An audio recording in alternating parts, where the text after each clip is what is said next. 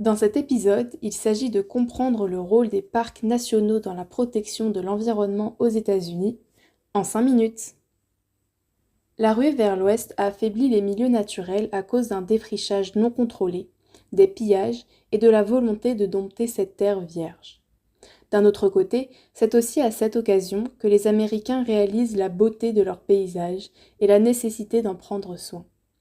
Ainsi, les premiers parcs nationaux ont vu le jour, pour atteindre plus tard le nombre de 63 et couvrir 3% du territoire des États-Unis.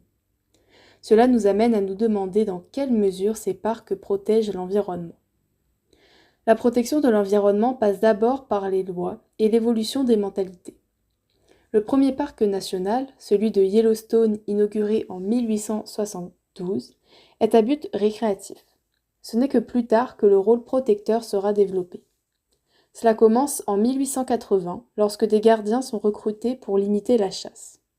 Ensuite vient la volonté de réglementer ces parcs, qui se font de plus en plus nombreux.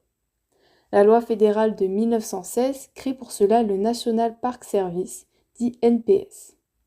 Ensuite, en 1835, la loi sur les sites historiques donne un nouvel objectif de préservation. Suite à cela, des sentiers de randonnée sont aménagés et un programme de restauration est lancé. Enfin, en 1999, la NPS impose la norme ISO 14001 destinée à sensibiliser les concessionnaires opérant dans les parcs au management environnemental, qui est une méthode de gestion visant à tendre vers un développement durable. La protection de l'environnement se fait ensuite par des actions réalisées sur le terrain. D'abord, les entrées payantes représentent une aide conséquente pour l'entretien des sites et l'accueil du public le sensibilise à l'importance de préserver ces espaces. Ensuite, la NPS cherche à réinstaurer un équilibre pour limiter les conséquences du déséquilibre climatique. Par exemple, au sein du parc Yellowstone, des castors ont été réintroduits en 1996 et ce fut un succès car on dénombre actuellement 500 individus.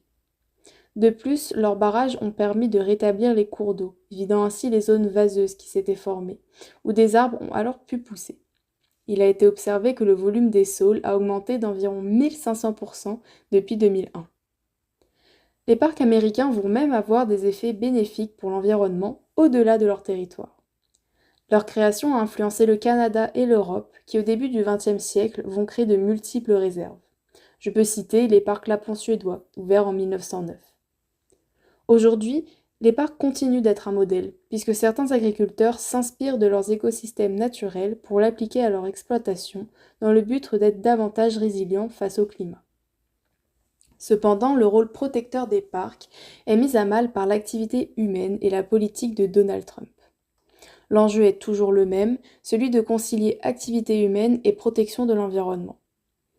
Dans les parcs, les trop nombreux touristes abîment les sentiers et polluent les lieux.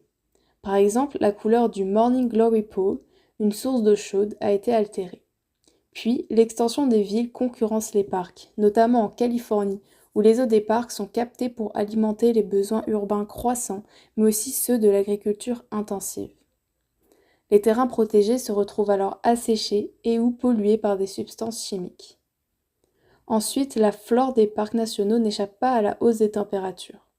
Durant la sécheresse qui a touché la Californie de 2012 à 2016, le parc des séquoias a perdu 20% de ses grands sapins et 60% de ses grands pins. Et au Texas, le niveau du Rio Grande est si bas qu'on l'appelle le Rio Sand. Un second enjeu est la politique américaine actuelle, défavorable à la protection de l'environnement. Les parcs regorgent de ressources naturelles en sous-sol que les entreprises d'extraction convoitent ardemment. Et, en parallèle, Donald Trump se détourne de la question environnementale.